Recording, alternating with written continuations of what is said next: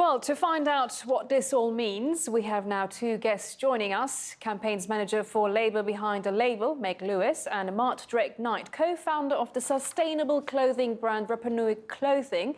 And they both join me now live. Thank you very much for joining us here on TRT World on this discussion. Well, Meg, first of all, starting with you, as we are hearing more popular brands introducing lines that are eco-friendly and calling for sustainable fashion, and it looks like the industry is beginning to recognise the need for change.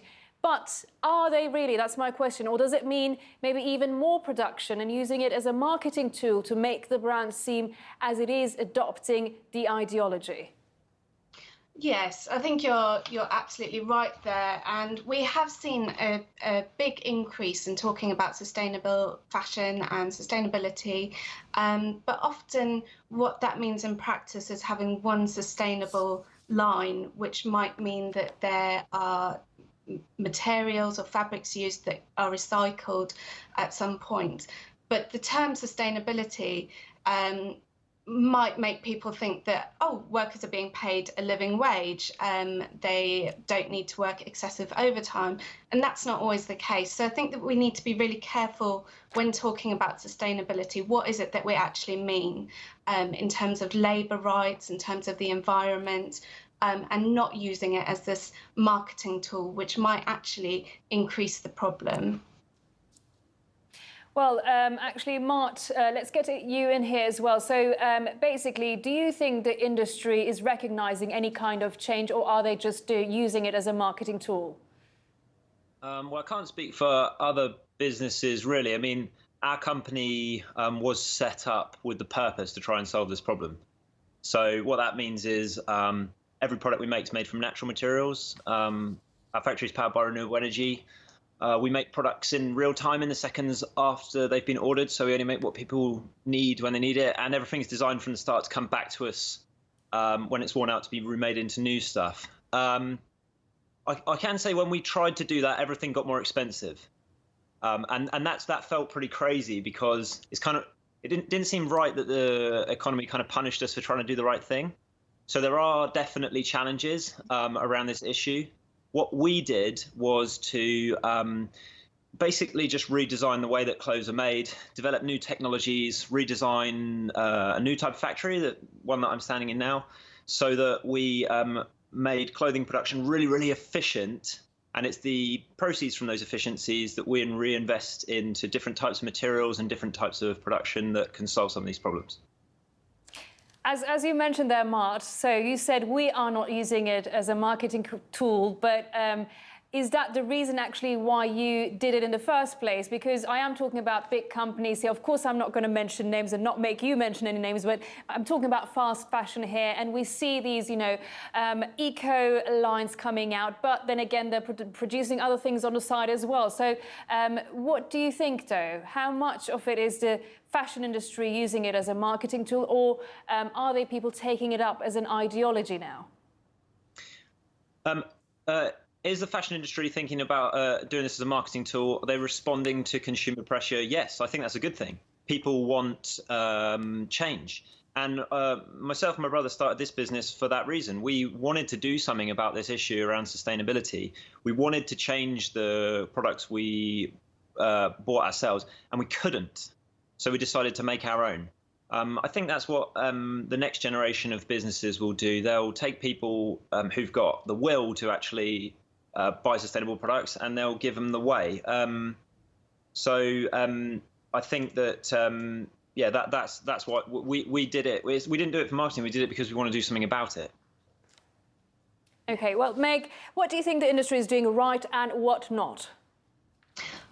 So there are increasing moves from big brands, because a lot of the time we will focus our efforts on big brands because that is the companies that are making the most clothes. So that's where we can have the biggest impact. And there are things that the big brands are doing much better. So we've had a big push around transparency in recent years, and are working with partners on the transparency pledge, and we've had around 40 brands signed the Transparency Pledge now, which is great news. And that means that they are committing to publishing the names and addresses of the factories and workshops where their clothes are produced. But it's important to note as well that that's not the end goal for us. Transparency is just the beginning, because that is the mechanism through which workers, activists, unions can challenge the human rights abuses that happen within the industry. So I do think it's fantastic that there's greater awareness now around sustainability and around our impact, definitely on the planet and on the workers as well. But it's now what we do about that, what we do with that awareness, and also making sure that the actions are there's actions as well as just words from the bigger brands. Well, on the other hand, Meg, I asked the question, should we really just blame the fashion industry? Because looking at my own grandmother and my mother, I mean, they used to not buy as many clothes. They used to buy twice a year. They would mend their own clothes, and it would be absolutely, if it's necessary, to buy extra shoes for winter. So the way we consume things now, actually, are we to blame? So the way that we consume things has definitely changed. And I think we're buying more, up to 5 times more clothes now than we did in the 1980s. So it's really moving in quite a dangerous direction in terms of overconsumption. Whether that means that we're to blame, I wouldn't necessarily say that. I think that there are very aggressive sort of marketing campaigns to ensure that we feel that we need to buy new clothes all the time. But definitely it's something that needs sort of a holistic approach, and people are taking individual actions, which are great. I think more people are buying secondhand, more people might be supporting smaller brands or brands that have signed up to the Transparency Pledge.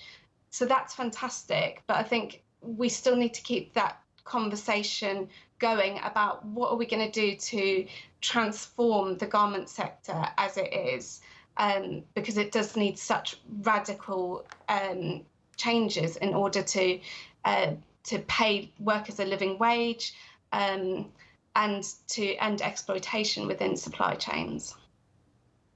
Well, Mart, what would you say to people that assume sustainable, ethically made clothing is actually too expensive for the average shopper? I think that there's a good reason why people think that. Like I said, when you make stuff the right way, if you want to pay somebody in a factory a living wage, that costs more money. So up till now, it's been the case that more sustainable choices come with more cost. I think what changed in our business was when, if you think about the clothing supply chain, you basically take stuff out, you take resources, you turn it out of the ground, you turn them into products that are designed to be thrown away, and then they end up in the bin. What we started doing was recovering the material at the end and using it to getting it back off our customers and using it to make new products, which saved us a load of money.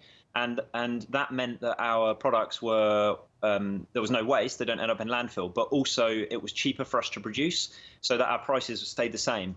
And that's basically a good metaphor for the fashion industry. Like, it's wasteful and it's not sustainable. So that's like us driving towards a cliff. If fast fashion is like speeding up, which is a bad idea, slow fashion, buying less, is kind of like slowing down, which is a good first step. And what we've done is kind of turn the car around so that the material flows around in a circle.